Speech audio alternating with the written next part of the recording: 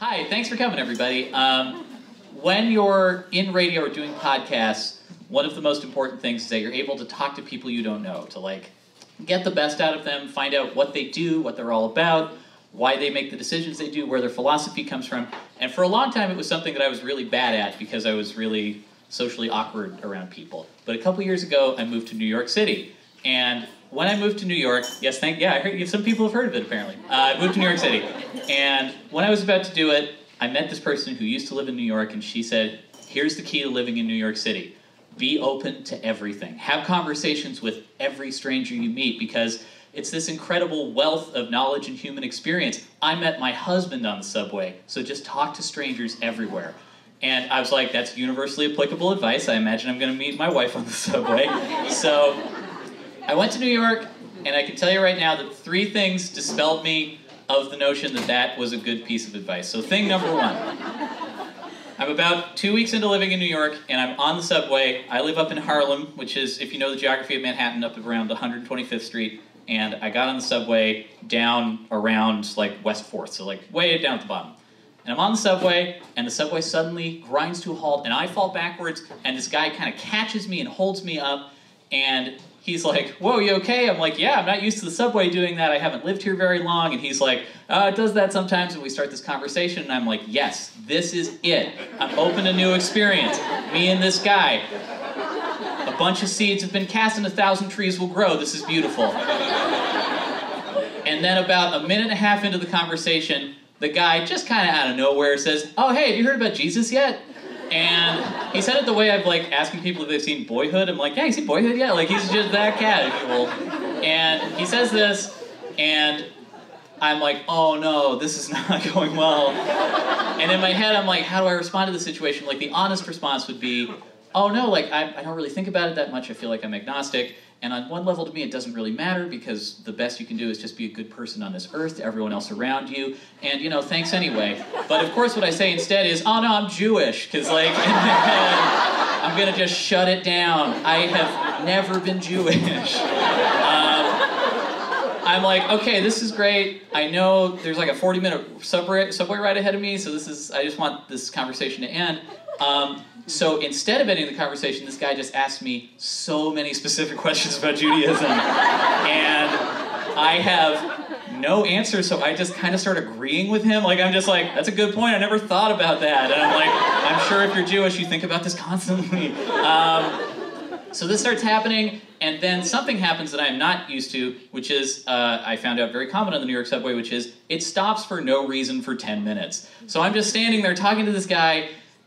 At some point, I'm like, oh, I actually live here, and I got off at the stop where Madison Square Garden is.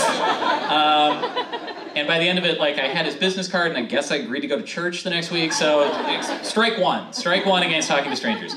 Strike 2, a week later, I'm standing there on the subway platform. It's a beautiful day. It's one of those lovely outdoor subways they have in New York. There is a man standing beside me with his beautiful dog and his sunglasses on.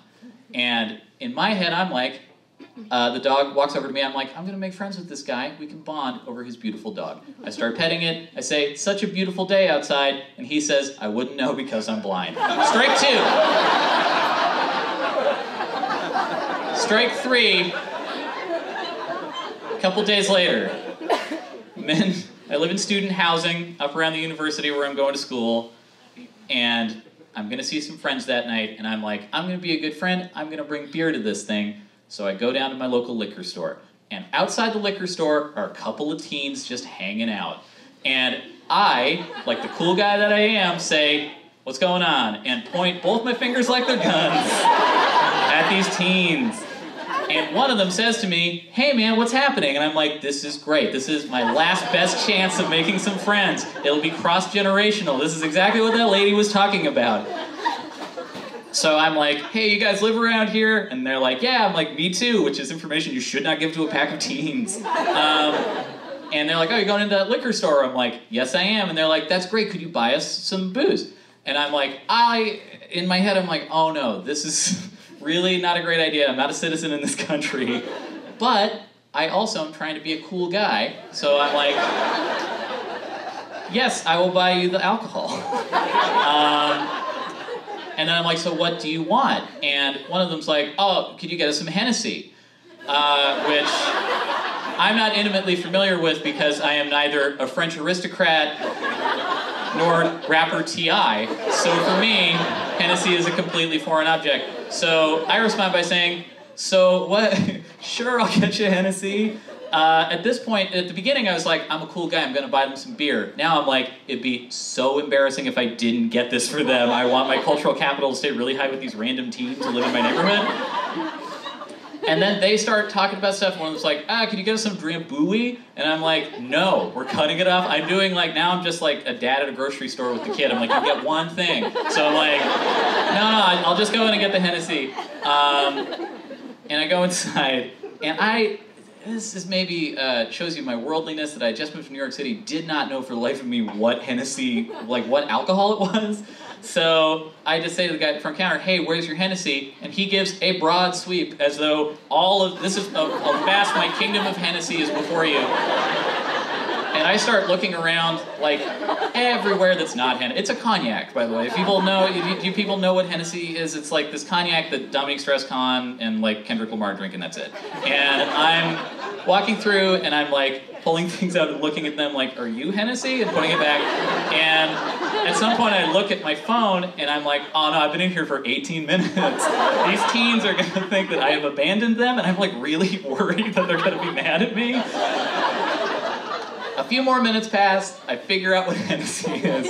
It's $31. I'm like, that's cool, there's 4 of them. They definitely have figured out a payment scheme so that I will get paid money for this, because they probably know what this costs.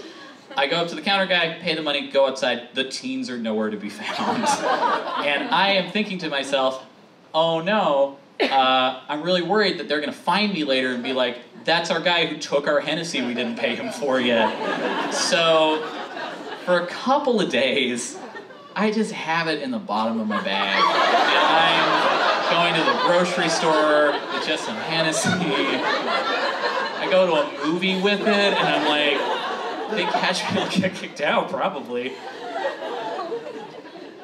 2 weeks pass, and at this point, I'm like, okay, I haven't seen these teens. I think it's probably fair game for me to drink this at some point. And I get invited to, like, a friend of mine who was living in New York was like, you should come for, like, a dinner party. I'm like, amazing, I know exactly what to bring, I'm the best. So I come to this dinner party with my Hennessy, I give it to him. He's like, what is this exactly? And I'm like, I assume it's an alcohol. And then we start talking about it, and I start talking about the past couple of weeks where I've just felt so weird and lonely, and I've met some friends, but I've also met all these people and just tried to ingratiate myself and discovered that, hey, you know, maybe New York City isn't the city for me so far, but maybe I'll find my place in it. And everybody else around the table starts sharing with me stories, like another guy apparently insulted the blind at some point. So we start bonding over this. And as we're sitting there and the Hennessy's getting lower and all of us are not at all understanding just how drunk we're getting because we're all drinking cognac, it suddenly just occurs to me the real value that can come when you talk to strangers. So thanks, everybody.